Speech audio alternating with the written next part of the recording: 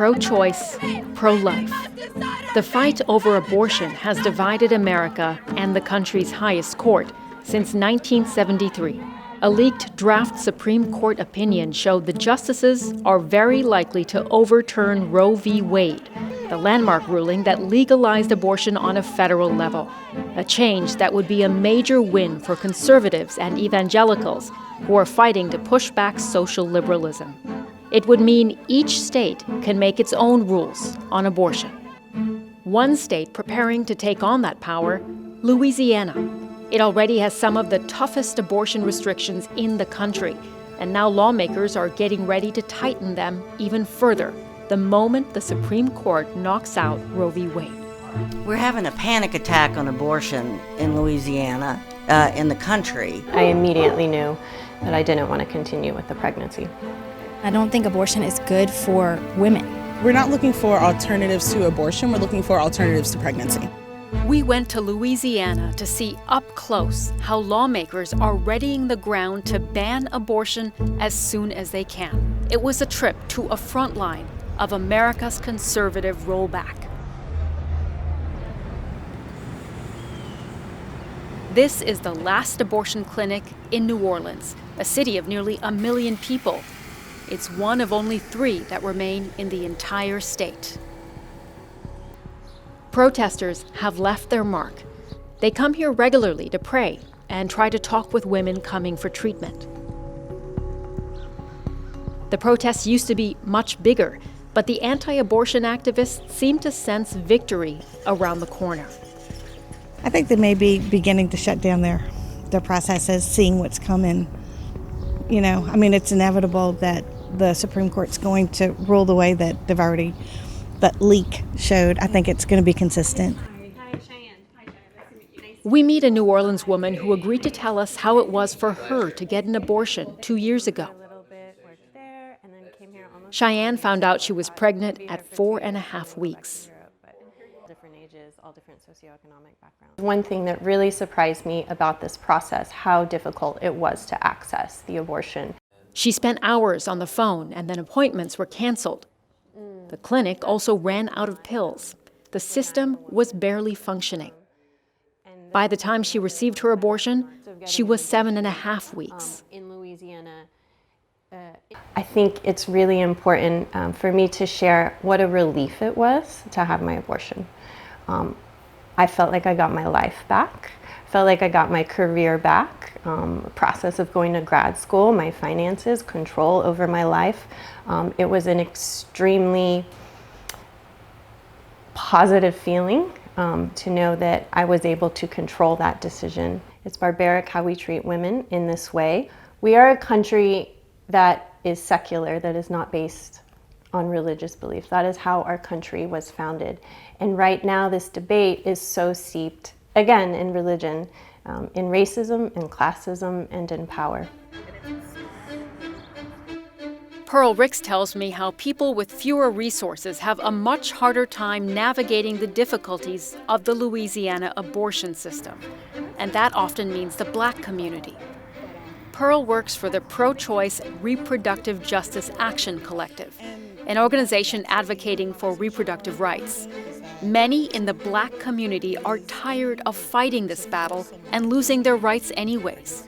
Black women and trans people face more hardship even before a pregnancy.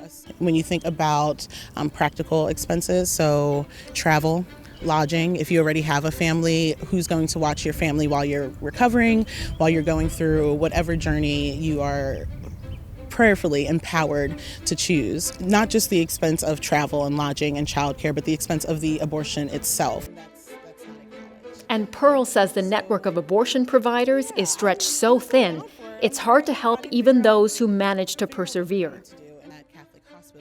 There are multiple circumstances where our clinics are backed up because there aren't enough. So people are scheduling farther out, or they need to leave already to get the access. So I want us to think about that, the repercussions that this has for other states that we'll be traveling to. And thankfully, the states that are welcoming people from this area to access what they need.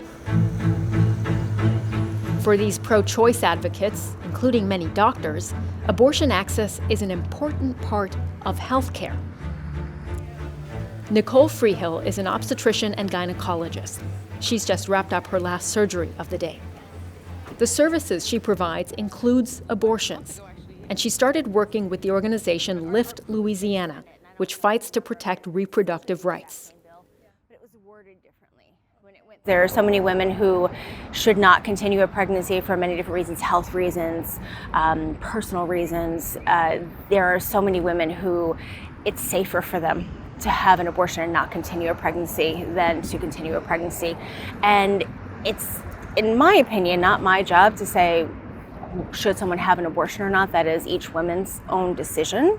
We wrap up our conversation and agree to meet the next day when Dr. Freehill will play her small part in the enormous battle over abortion rights by testifying at the State House of Representatives. Baton Rouge. This is the state capitol building where the House of Representatives meets, where the state is shaping its own laws on abortion. Dr. Freehill has come to the Capitol to lend her voice. The Health and Welfare Committee is debating 2 new abortion laws. One will further restrict access to abortion pills, no matter what happens to Roe v. Wade. The legislation would affect mail-order and at-home abortion pills. It would make them harder to get and mean a doctor would have to be present when they're taken. These medications are essential health care, essential for my patient we'll call Susan, who at the age of 21 became pregnant after being raped. She was already traumatized and wanted some control over the process of her abortion. And that option for medically inducing her abortion was most acceptable to her. Representative McMahon? Yes. But the legislation's proponents argue the pills are making it easier to forget what is at stake. Angie Thomas is from the Louisiana Right to Life, which helped draft these bills. These pills are used to end a baby's life up to 10 weeks when that baby has a unique DNA. All of its organs are formed. Its eyes and eyelids are continuing to develop. So we must never forget that that's what we're talking about here. It is a staunchly pro-life legislature. The committee approves the bill. It'll now go to the full House for a vote. The main bill up for debate in the committee will anchor Louisiana's trigger abortion ban into criminal code. It will make people who provide abortions guilty of a crime. This will map out the landscape for women post-Roe v. Wade. And they are clear. At the moment, this landscape doesn't include abortions for anyone, even victims of violence. I've been pro-life my whole time, but I've always been for the Reagan exceptions, which are rape and incest and health of the mother. Anywhere in these amendments is that covered? No, the only thing I covered in this amendment, there was confusion over whether this bill banned the morning after pill, and it doesn't. So I went in and made that clarification that it does not ban contraceptives or the morning after pill. What about rape, incest, and the health of the mother? This is not covered in this bill. I'm recodifying laws, and right now our law does not currently have that. Opponents of the bill argue it is unnecessarily harsh. Ellie Schilling, a New Orleans attorney who specializes in reproductive rights law, says it will create unintended consequences. This overcriminalization will wrap other people up into it. That's what overcriminalization does. If you're helping somebody to get out of state then to have an abortion in that situation, or with rape and incest, are you going to be charged? Are you going to be thrown in jail for 10 years? The committee approves this bill, too. It will also move towards the House for a vote.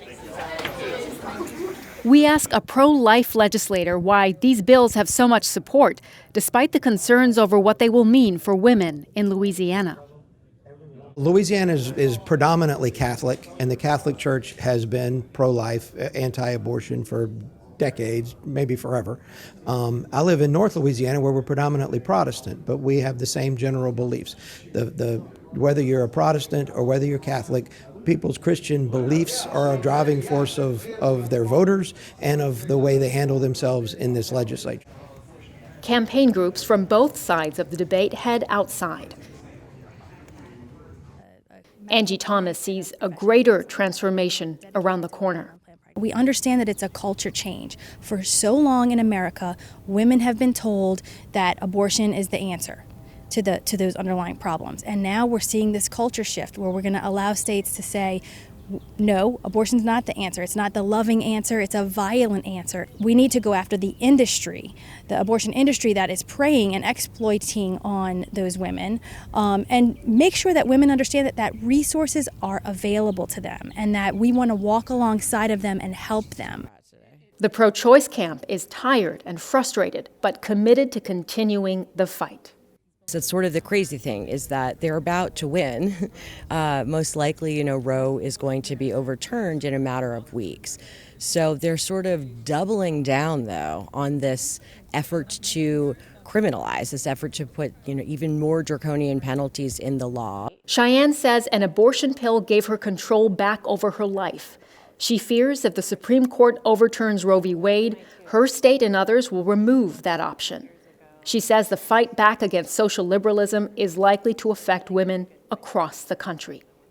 It's going to be horrific for the region as well as the country. Our neighbors next door in Mississippi and Texas are following suit. So the entire southern region is really going to be an unwelcoming place for women. So it's really important to make sure we are leading with the data, leading with the facts about what happens when we deny women abortions, and make sure we are not only leaning on emotions and religions to dictate policy. As we leave Cheyenne and Louisiana, we've seen emotions and deep-seated beliefs driving both sides of this culture war. Neither of those things are good omens for compromise.